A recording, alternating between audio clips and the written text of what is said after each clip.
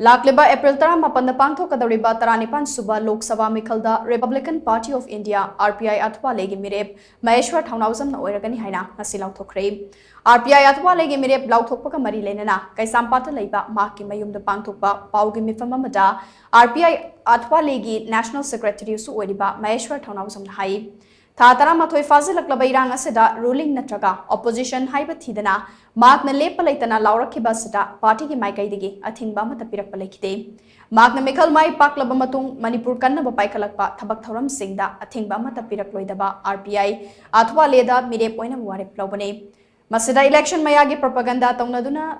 ngangna basing miyamna thazabigano Mark ti Manipur kandaba yade haibagi wakalonda Meekhal thengnagadabani haina Mark na makata ke. Imaleba kangadaba natraga manungsida kumaina semdokpada great takpada chengsan mangamgadaba se amatang oina thadok sen haijagi binain haijagi bodok sida independent oina natraga party do han akogi freedom oina ngangiba party amada leigiba oitaragadi akoi pulap support tawinagiba yaba haitare adubu akoina nungaijagi daba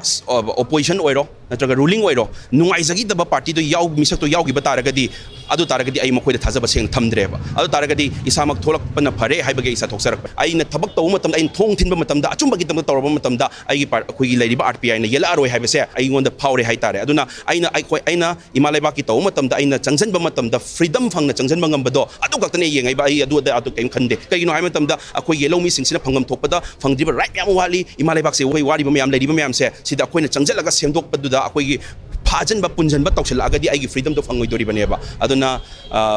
ay hoje ay mayam laothokkhre ay hoje